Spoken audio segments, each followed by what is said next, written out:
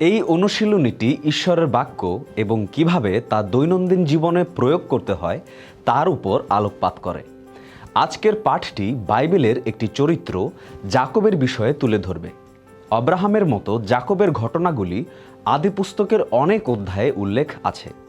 যদিও আব্রাহামের মধ্য দিয়ে ঈশ্বরের বার্তা আমাদের কাছে তার তৈরি করা বেদিগুলোর মাধ্যমে প্রকাশ পেয়েছে, তবে যাকবের মধ্য দিয়ে ঈশ্বরের বার্তা, তার নামকরণ এবং এই পরিবর্তনের পেছনে যেসব অভিজ্ঞতা রয়েছে সেগুলোর মধ্য দিয়ে সারাংশ করা যেতে পারে। আদিপুস্তক 25 অনুসারে যাকব যমজ সন্তান হিসাবে জন্ম নিয়েছিলেন এবং তার ভাই এসৌর গোড়ালি ধরে জন্মগ্রহণ করেছিলেন। যাকব মানে হলো গোড়ালি ধরা বা প্রতারক বা ঠকবাজ। তার নাম তার সম্পর্কে কিছু প্রকাশ করে, কারণ তিনি একজন গোড়ালি ধরা হিসেবে বড় হয়েছিলেন। তিনি অন্যের দুর্বলতার সুযোগ নিয়ে তার বড় ভাইয়ের প্রথাগতভাবে পাওয়া জন্মগত অধিকার চুরি করেছিলেন এবং তাদের বাবার কাছ থেকে যে বিশেষ ঐশ্বরিক আশীর্বাদ তার বড় ভাইয়ের পাওয়ার কথা ছিল সেটিও তিনি চুরি করেছিলেন। আদিপুস্তক 32 অধ্যায় 9 থেকে 12 পদে আমরা যাকবের বড় একটি পরিবর্তন দেখতে পাই, যেখানে তিনি এই বলে প্রার্থনা করছেন, হে সদাপ্রভু, আমার পূর্বপুরুষ আব্রাহামের ঈশ্বর, আমার বাবা ইসহাকের ঈশ্বর, তুমি তো আমাকে বলেছ তোমার দেশে ও তোমার আত্মীয় স্বজনদের কাছে ফিরে যাও এবং আমি তোমাকে সমৃদ্ধিশালী করব। তোমার দাসের প্রতি তুমি যে দয়া ও বিশ্বস্ততা দেখিয়েছ, আমি সেসব পাওয়ার যোগ্য নই। আমি যখন এই জর্ডন নদী পার হলাম তখন আমার হাতে শুধু আমার লাঠিটিই ছিল, কিন্তু এখন আমি 2টি শিবিরে পরিণত হয়েছি। আমি মিনতি করি, আমার ভাই এসোর হাত থেকে তুমি আমাকে রক্ষা করো। আমার ভয় হচ্ছে সে এসে আমাদের মেরে ফেলবে, মা শিশু কাউকেই রেহাই দেবে না। কিন্তু তুমি তো বলেছিলে, আমি নিশ্চয়ই তোমার মঙ্গল করব এবং তোমার বংশের লোকদের সমুদ্র পারের বালুকণার মতো করব, যা গুণে শেষ করা যায় না।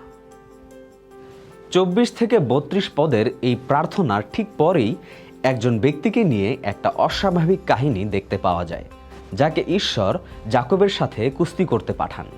সেখানে লেখা আছে, তাতে যাকব একাই রয়ে গেলেন। তখন একজন লোক এসে ভোর না হওয়া পর্যন্ত তার সঙ্গে কুস্তি করলেন।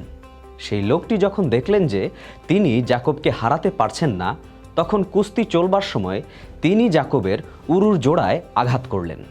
তাতে তার উরুর হাড় ঠিক জায়গা থেকে সরে গেল। তখন সেই লোকটি বললেন, ভোর হয়ে আসছে, এবার আমাকে ছেড়ে দাও। যাকব বললেন, আমাকে আশীর্বাদ না করা পর্যন্ত আমি আপনাকে ছাড়ব না। লোকটি বললেন, তোমার নাম কি? তিনি বললেন, আমার নাম যাকব। লোকটি বললেন, তুমি ঈশ্বর ও মানুষের সঙ্গে যুদ্ধ করে জয়ী হয়েছ বলে তোমার নাম আর যাকব থাকবে না, তোমার নাম হবে ইসরায়েল। বাইবেলের প্রতিটি গল্প থেকেই অনেক কিছু শেখার আছে। আব্রাহামের ঘটনাটি হলো বিশ্বাস সম্পর্কে, যাকবের ঘটনাটি হলো অনুগ্রহ সম্পর্কে। অনুগ্রহ শব্দের অর্থ ঈশ্বরের সুনজর এবং আশীর্বাদ, যেটি আমরা পাওয়ার যোগ্য নই অথবা যা অর্জন করা যায় না। ঈশ্বরের ভালোবাসার কারণেই অনুগ্রহ পাওয়া যায়। অনুগ্রহ কখনোই অর্জন করা বা কেনা যায় না, এটা সংরক্ষণ করা যায় না। অনুগ্রহের অর্থ হলো ঈশ্বরের অতুলনীয় দয়া বা আশীর্বাদ। এই আদিপুস্তক এবং রোমীয় 9 অধ্যায়ে প্রেরিত পৌল যাকবের জন্মের বিষয়ে একটি ব্যাখ্যা দিয়েছেন। সেখানে লেখা আছে যে যখন এসৌ এবং যাকব তাদের মায়ের গর্ভে ছিলেন, তখন ঈশ্বর বলেছিলেন, বড়টি ছোটটির সেবা করবে।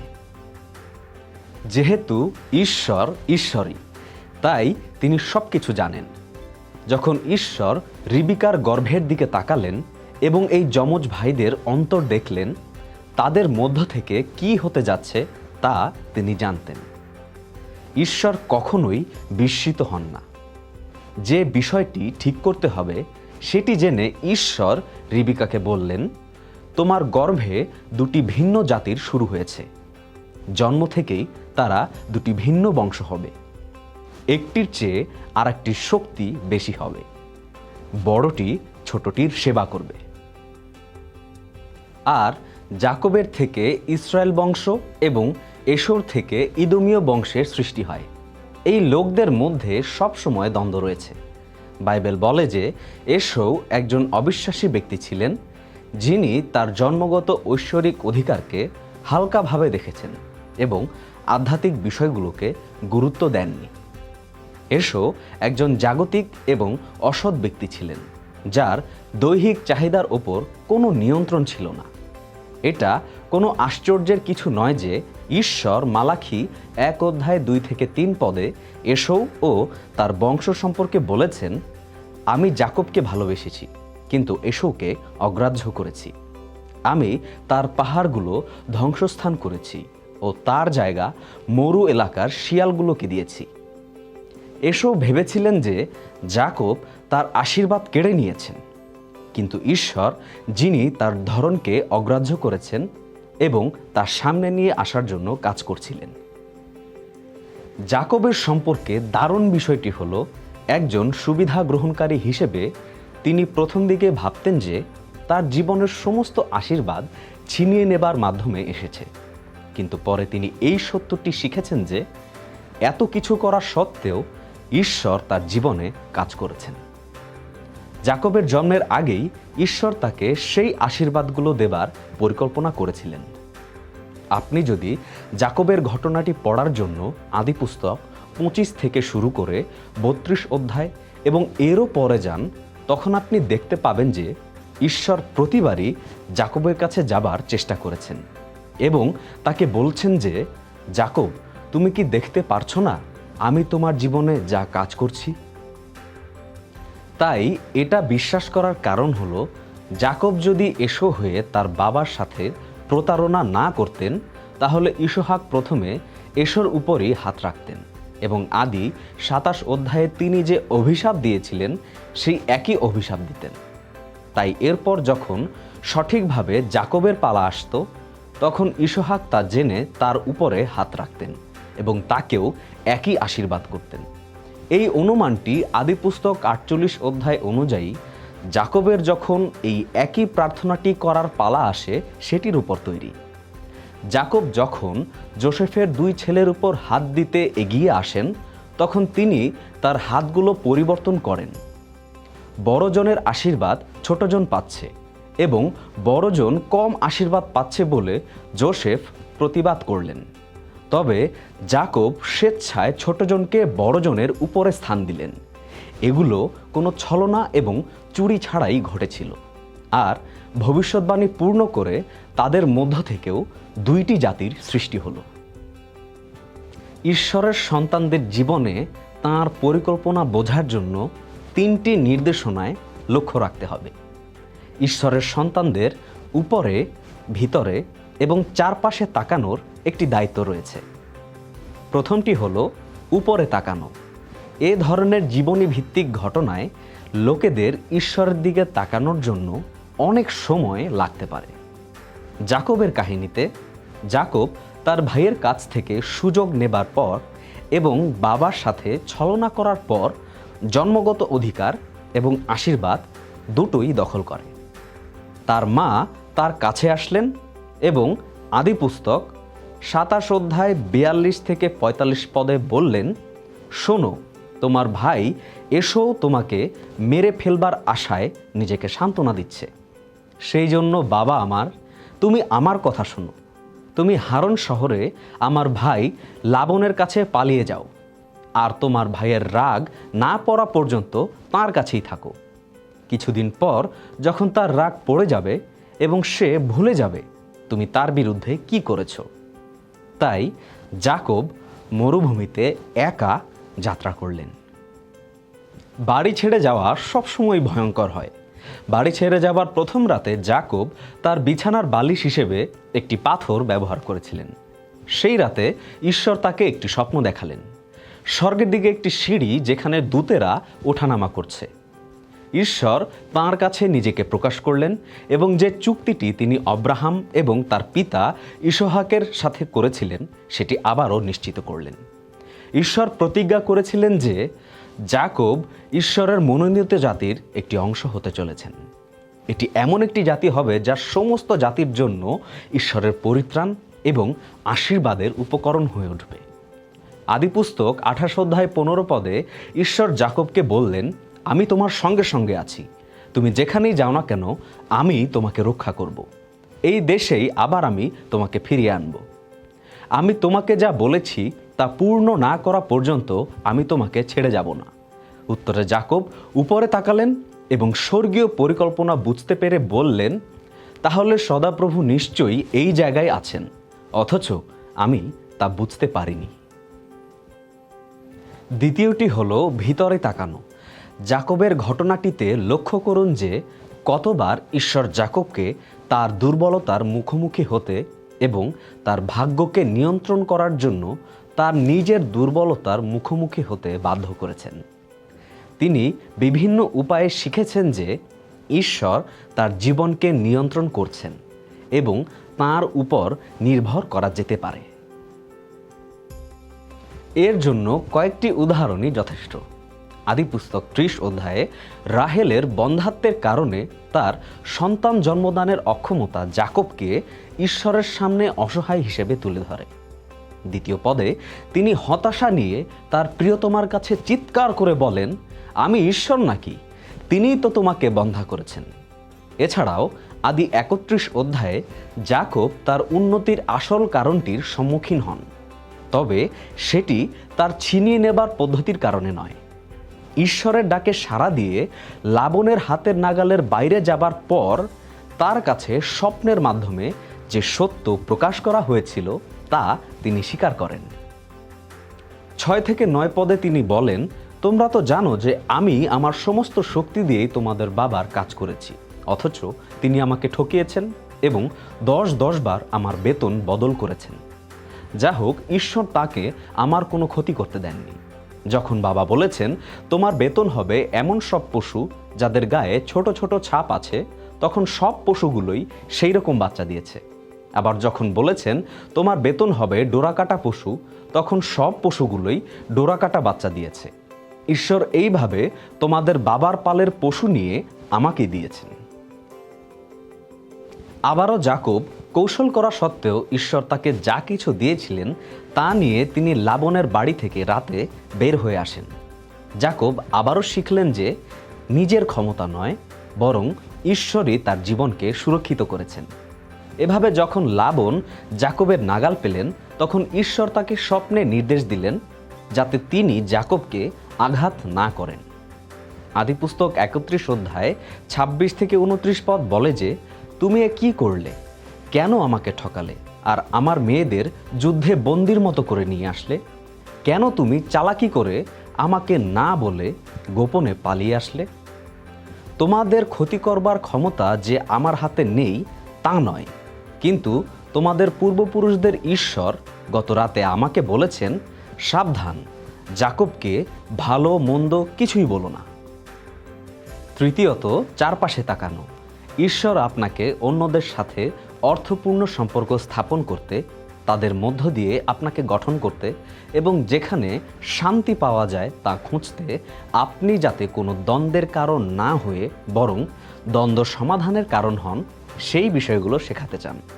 আপনি যখন আশেপাশে তাকাবেন তখন যেন আপনি শুধু লোকদেরকে সাহায্য করা এবং যিশুর সুসমাচার দেয়াই না, বরং আপনি যাতে সেই রূপান্তরিত সম্পর্কে থাকতে পারেন এবং তাতে যেন অন্যরা আপনার ভালোবাসায় রূপান্তরিত হতে পারে। আপনি যখন যোগাযোগ করেন, সম্পর্কের ঘনিষ্ঠতা খুঁজে পান, তখন এগুলো কখনো ধীরভাবে ঘটে, আবার কখনো দ্রুত ঘটে থাকে। প্রতারক যাকবকে চারপাশে তাকানোর বিষয়ে শেখাবার জন্য ঈশ্বর তাকে আরও বড় একজন প্রতারক তার মামা লাবনের কাছে পাঠিয়েছিলেন। আদিপুস্তকের এই অংশে একটি দারুণ বিষয় রয়েছে। আদিপুস্তক 29 অধ্যায় 13 পদে যখন যাকবের সাথে লাবনের দেখা হয়, তখন তিনি লাবনের কাছে সব কিছু বললেন। যাকব লাবনকে সব কথা জানালেন, যেখানে কৌশল, প্রতারণা, ছলনাকৃত জন্মাধিকার এবং চুরি করা আশীর্বাদের মতো বিষয়গুলো পাঠকের কাছে পুনরায় তুলে ধরা হয়েছে। তার মামা লাবন হেসে বললেন, সত্যি আমাদের গায়ে একই রক্ত বইছে। যেহেতু লাবন একজন বড় মাপের দক্ষ প্রতারক, তাই তিনি যাকবের চুরি প্রতারণার মধ্যে বংশীয় ধারার মিল দেখতে পেলেন। যাকবের প্রথম 7 বছরের জন্য মজুরি হিসেবে লাবনের মেয়ে রাহেলকে স্ত্রী হিসেবে পাওয়ার কথা ছিল। যাকব তাকে গভীরভাবে ভালোবাসতেন। তিনি তাকে এতই ভালোবেসেছিলেন যে লাবনের জন্য যে 7 বছর তিনি কাজ করেছিলেন সেটি তার কাছে মাত্র 7 দিনের মতো ছিল। যাই হোক, বিয়ের রাতে তার প্রিয় মামা লাবন তাকে মাতাল করে রাহেলের বদলে তার বড় বোন লেয়াকে তার সাথে বিয়ে দিয়ে দেন। সকাল হবার পর যাকব এই চালাকিটা বুঝতে পেরে তার মামার কাছে ছুটে যান, আর তার মামা তার কাছে রাহেলকে দেবার জন্য আরও 7 বছর কাজ করার দাবি করেন। একজন প্রতারক শুধুমাত্র অন্যের কাছ থেকে প্রতারিত হওয়াকে সবচেয়ে বেশি ঘৃণা করে। কোনো চালাক ব্যক্তির সাথে যদি কেউ চালাকি করে তাহলে সে ওই ব্যক্তিকে সবচেয়ে বেশি ঘৃণা করে। আপনাকে ঠিক পথে নেয়ার জন্য ঈশ্বরের একটি পছন্দের উপকরণ হলো আপনার ওষুধ আপনাকেই দেয়া। যাকব কোনোবারই তার মামার কৌশলের সাথে পেরে উঠছিলেন না, তবে যাকবের উপর ঈশ্বরের অনুগ্রহ ছিল। আদিপুস্তক 33 অধ্যায় 5 পদে তিনি তার ভাইয়ের কাছে নিজের অর্জনগুলোর বিষয়ে নয়, বরং তার জীবনের অসৎ কাজগুলোর অযোগ্যতা থাকা সত্ত্বেও ঈশ্বরের অনুগ্রহের বিষয়ে স্বীকার করেছেন। তিনি বলেছেন যে তার যা কিছু আছে তার সবই ঈশ্বর দয়া করে তার দাসকে দিয়েছেন।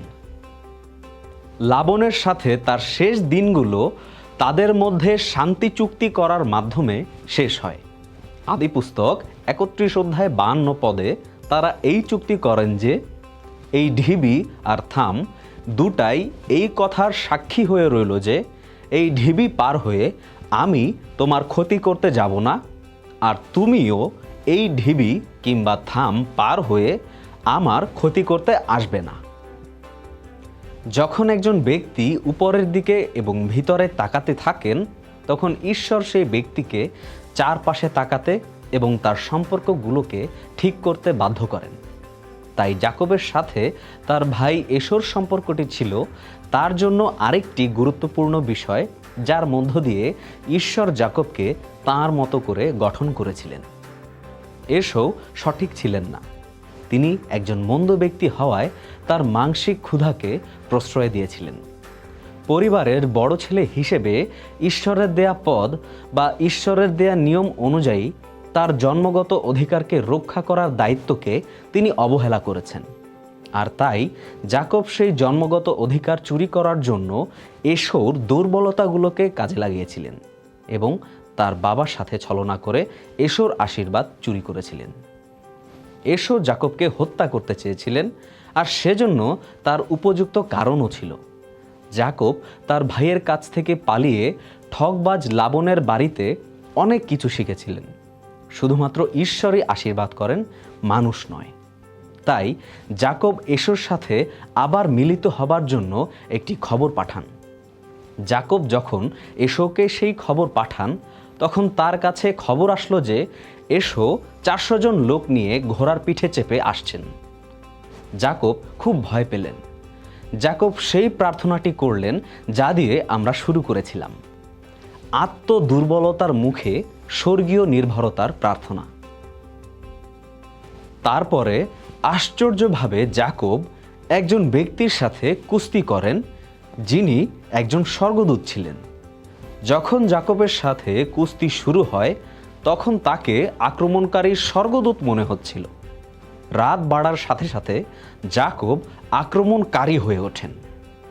সেই ব্যক্তিটি যাকবকে ছেড়ে দেবার জন্য অনুরোধ করলেও যাকব তাকে শক্ত করে ধরে থাকেন এবং হার না মানার মনোভাব ধরে রাখেন। সম্ভবত পরিস্থিতির সত্যতা স্বীকার করে যাকব বলেন, আপনি আমাকে আশীর্বাদ না করা পর্যন্ত আমি আপনাকে ছাড়ব না।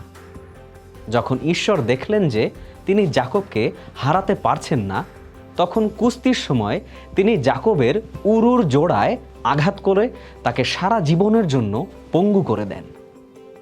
একজন উগ্র পাপীর চাইতে পঙ্গু সাধু অনেক ভালো। লোকটি তাকে জিজ্ঞাসা করলেন, তোমার নাম কি? তিনি উত্তর দিলেন, যাকব। তখন লোকটি বললেন, তুমি ঈশ্বর ও মানুষের সঙ্গে যুদ্ধ করে জয়ী হয়েছ বলে তোমার নাম আর যাকব থাকবে না, তোমার নাম হবে ইসরায়েল। ইসরায়েল নামটি দুটি হিব্রু শব্দের সংমিশ্রণ। প্রথম অর্থটি জয়লাভ করা, যা একজন রাজপুত্রের শাসন করার ধারণার সাথে সম্পর্কযুক্ত। দ্বিতীয় অর্থটি হচ্ছে ঈশ্বর। তাই ইসরায়েল নামের অর্থ হলো তিনি ঈশ্বরের সাথে কুস্তি করেন। হোশেয় এই নাম পরিবর্তনের কথা 12 অধ্যায় 3 থেকে 4 পদে বলেছেন, পেটে থাকতে যাকব তার ভাইয়ের গোড়ালি ধরেছিল, বয়সকালে সে ঈশ্বরের সঙ্গে বিতর্ক করেছিল। সে স্বর্গদূতের সঙ্গে কুস্তি করে তাকে হারিয়ে দিয়েছিল। এক অর্থে ঈশ্বর বলছেন, আমি তোমাকে ঈশ্বরের সাথে যুদ্ধ করা ব্যক্তি হিসেবে ডাকব, কারণ তুমি একজন রাজপুত্রের মতো ঈশ্বর, মানুষ এবং নিজের সাথে যুদ্ধ করেছ এবং জয়ী হয়েছ। যাকব, তুমি উপরের দিকে তাকিয়েছ এবং আমার কাছে আসবার জন্য তোমার পথ ধরে লড়াই করেছ। তুমি জানো যে তুমি আশীর্বাদ পাওয়ার যোগ্য নও, কারণ তুমি একজন প্রতারক এবং ষড়যন্ত্রকারী, ফন্দিবাজ এবং ছলনাকারী। তবুও আমি তোমাকে আশীর্বাদ করেছি। তুমি তোমার চারপাশ দেখেছ, এসো এবং লাবণের সাথে সংগ্রাম করে দুজনের সাথেই শান্তি চুক্তি করেছ। এখন তুমি আমার সমাধান ও উত্তরের অংশ হওয়ার যোগ্য। এখানে লক্ষ্য করুন যে যাকবের আজীবন সংগ্রামের মধ্যে অপেক্ষা করার বিষয়টি রয়েছে। অপেক্ষা হলো ছলনা এবং কৌশল ও প্রতারণার বিপরীত। ঈশ্বর এই ঠকবাজ প্রতারক ব্যক্তিটিকে, যে কিনা সদাপ্রভুর কাজ দেখার জন্য অপেক্ষা করতে চায়নি এবং নিজে থেকে বাইরে গিয়ে এর সমাধান করতে চেয়েছিল, সেই লোকটিকে বেছে নেন এবং তাকে পঙ্গু করে দেন, যাতে করে তিনি তাকে তাঁর আশীর্বাদের মুকুট পরিয়ে দিতে পারেন। এই পাঠটি শেষ হওয়ার সাথে সাথে এটি আপনার চ্যালেঞ্জ। আপনার জীবনে ঈশ্বর যে যথেষ্ট ও বিশ্বস্তভাবে সক্রিয় তা দেখতে উপরের দিকে তাকান, ভিতরে দেখুন এবং আপনার দুর্বলতাগুলো দেখুন। চারপাশে তাকান এবং দেখুন যে কিভাবে ঈশ্বর আপনাকে গঠন করার জন্য আপনার জীবনে লোকদেরকে ব্যবহার করছেন। সম্পর্কগুলোর মধ্যে শান্তির সন্ধান করুন, কারণ তা আপনার উপরেই নির্ভর করে, কারণ ঈশ্বর আপনাকে গড়ে তুলছেন। আপনার নিজের অধ্যয়নের জন্য আদিপুস্তকের বাকি অংশগুলো এবং যোসেফের জীবন সম্পর্কে আদিপুস্তক 37 থেকে 50 অধ্যায়গুলো পড়তে উৎসাহিত করছি। এই পাঠে যোগ দেবার জন্য আপনাকে ধন্যবাদ। যে ঈশ্বর আপনাকে ভালোবাসেন, তিনি যেন আপনি যেখানে আছেন সেখানে পৌঁছাতে পারেন, আপনার হৃদয়কে উৎসাহিত করেন এবং আপনাকে আশা দেওয়ার সাথে সাথে প্রতিটি ভালো কাজে আপনাকে শক্তিশালী করেন। আমেন।